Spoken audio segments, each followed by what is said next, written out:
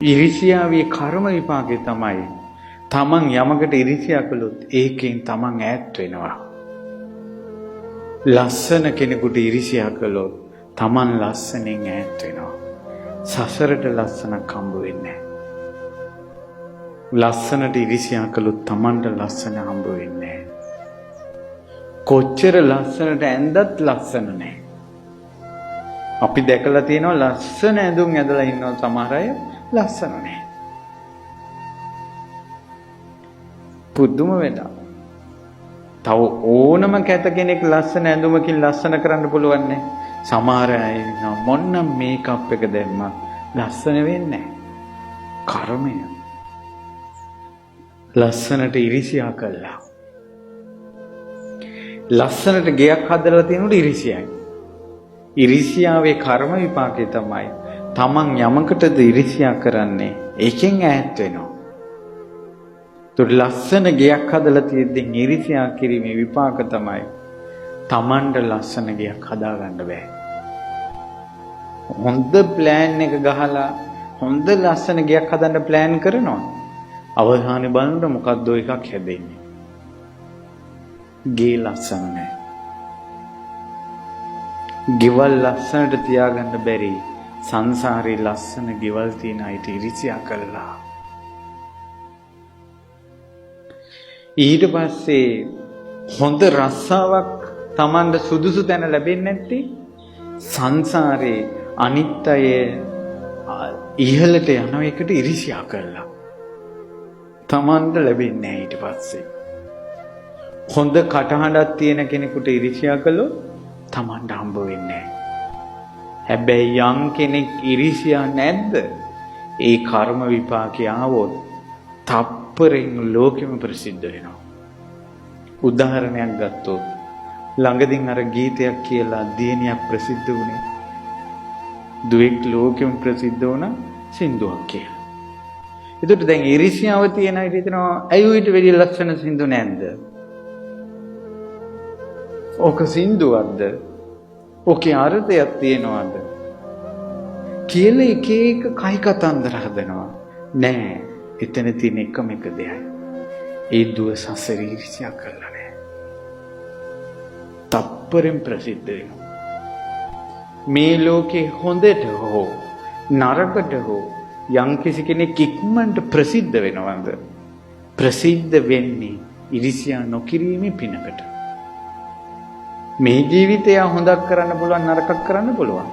නමුත් එයා වේගෙන් ප්‍රසිද්ධ වෙන්නේ ඉරිසියා නොකිරීම කියන පින නිසා. පැහැදිලිද මම කියන එක? පින්වතුනි මේ ඉරිසියාව කියන්නේ භයානක පාප කර්මයක්. කරන්න නම් එපා. ඒ නිසා දැන් අර දුවගෙත් අපි දකින්න ඕනේ එයා සංසාරේ ඉරිසියා කළා නෑ. එයාගේ පින ලස්සනයි නම් එයාගේ පින. දක්ෂයි නම් එයාගේ පින. ළමයිට ඉරිසියයිනේ සමහර අය. අපිටම කියලා තිනවා මේ අපි මේ අනුන්ගේ ළමයි හොඳට ඉගෙන ගන්නවා අපේ ළමයි තමයි ඉගෙන ගන්න නැත්තේ. එතකොට අර ඉගෙන ගන්න ළමයෙකුට තියෙන ඉරිසියාව. ඒකේ කර්ම විපාක Tamanට දක්ෂතා පිහිටන්නේ නැතුව යනවා. එනිසා මේ අලුත් අවුරුද්දේ හිතට බලවත්වම ගන්න ඕන මම නම් ඉරිසියා කරන්නේ නැහැ කියලා. එතකොට දැන් අර රජා දැන් ඔන්න රජා දැන් ඉරිසියා කළා ඇතාගෙන් බිමට බැස්සා. ඇතාට ආදරෙන් ඉන්න ඇත්ගොව පිටේ නැංගා. දැන් අංගපංකව කන්දේ. දැන් රජුරෝ දෝලාවෙන් උස්සගෙන එනවා ඇතා කන්දේ නගිනවා. ඒ කන්දේ ලෝකාන්තේ වගේ ලොකු ප්‍රපාතයක් තියෙනවා. වේපුල්ල පර්වතයක එක්තරා ප්‍රදේශයක. අන්න ඒ ප්‍රපාතේ ළඟට ගෙනියලා රජුරෝ කිව්වා දැන් මේක කකුල් තුනෙන් හිටවපන් එක කකුලක් උස්සවපන්. මේ රජුරෝ හිතුවේ බැලන්ස් නැති වෙලා ප්‍රපාතෙන් වැටෙයි කියලා. ඇතාව මරන්න ප්ලෑන් කළේ. ඊට පස්සේ ඇතා එක කකුලක් ඉස්සුවා. අතාට බැලන්ස් එක තියෙනවා. ඊට පස්සේ කිව්වා හරි කකුල් දෙක පිටිපස්ස කකුල් දෙක තියලා උඩ ඉස්සරහ කකුල් දෙක උස්සපන් කිව්වා. ඒ විදිහටත් ඉස්සුවා. දැන් ඉස්සරහ කකුල් දෙක තියලා පිටිපස්ස කකුල් දෙක උස්සපන් කිව්වා. ඒත් ඉස්සුවා. තනි කකුලෙන් හිට ගණන් කිව්වා. මේ අර කන්දෙන් පෙරලන්න කරන උපක්‍රමයක්. තනි කකුලෙමොත් හිටගෙන හිටියා ඇතා. ඊට පස්සේ රජුගේ එහෙම නෙවෙයි. කකුල් හතරම නවාගෙන හිටපන් ආකාශේ. දැන් කරන්න බැරි දෙයක් නෙමෙයි කියන්නේ. ඊට පස්සේ ඇත් ගොව්වට තේරුණා රජුරෝ ඉරිසියාවට ඇතා මරන්නමයි මේ දේ කරන්නේ කියලා ඇත් ගොව්වා. ඇතාගේ කනට කොඳුරලා කිව්වා පුතේ උඹ හොඳට හික්මුණ ඇතේ පින්මන්ත ඇතේ.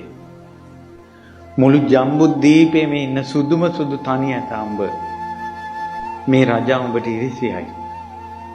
මේ උඹගේ පිටේ යන්න මේ රජාට පින නැහැ. මගේ පුතේ උඹ බය නැතුව මේ ප්‍රපාතයට පැනපන්. උඹගේ පිනකින් උඹ බේරෙනවාමයි කියලා කිව්වා. අර ඇතා මේ කන්දෙන් මෙහෙම පැන්නා. පාහිනකට අහසේ හිට්ටා. බිමට වැටෙන්නේ නැතුව. ඊට පස්සේ අහසේ ඉඳලා ඇත් ගොව්වා රජාට කියනවා පාපී රජ තෝ තමන්ගේම ඇතාට ඉරිසියා කළා. මේ වාගේ මහා උතුම් පින්වන්ත අහසේ රඳින ඇතෙක් උඹ නැති කරගත්තා. උඹගේ පාපය උඹ කරාම එයි කියලා දොස් කියලා අර ඇතාට කිව්වා මගේ පුතේ උඹ බරණැස් නුවරට යන් කියලා. රජගහ නුවර ඉඳලා අහසෙන්ම බරණැස් නුවරට ගිහිල්ලා බරණැස් නුවර රජුරුවන්ගේ මාලිගාවේ ආකාශයේ හිටියා. ඊට පස්සේ රජුරුවන්ටයි රාජපුරුෂයන්ටයි ආරංචි වෙලෙනුට අහසේ ඇතෙක් මගේ පිනට ආපු කෙනෙක් නම් බිමට බහින්න කියලා ආරාධනා කළා. බිමට බැස්සා. ඇත් ගොව්ව සියලු විස්තර කිව්වා. සියලු විස්තර කිව්වට පස්සේ ඒ රජුරෝ ඉතාමත් සතුටටපත් වෙලා රාජ්‍ය තමන්ගේ රාජ්‍ය කොටස් 3කට බෙදලා තමන් එක රාජ්‍යයක සම්පත් භුක්ති විඳා ඇත් ගොව්වට එක කොටසක් දුන්නා අනිත් සම්පූර්ණ සම්පත්තින් ඇතා පෝෂණය කළා. ඒ ඇතා ඒ රාජ්‍යයට ලැබුණ දවස් ඉඳලා අවශේෂ රටවල් වල රජවරු ඒ රජුරවන්ට යටත් වුණා. කෙටි කාලයක් යනකොට ඇතාගේ පින් බලයට ඒ රජුරෝ මුළු ජම්බුද්වීපේම අගරජ බවට පත් වුණා. බුදුරජාණන් වහන්සේ වදාලා අර ඉරිසියා කරපු රජුරුව තමයි දේවදත්ත. ඒ ඇතා බෝධිසත්වයෝ පොහොණු කරපු කෙනා ආනන්දය. ඒ වගේම අර ගියේ රජ කෙනෙක් ගාවට බරණැස් නුවර ඒ රජුරුව සාරිපුත්තයන් වහන්සේ.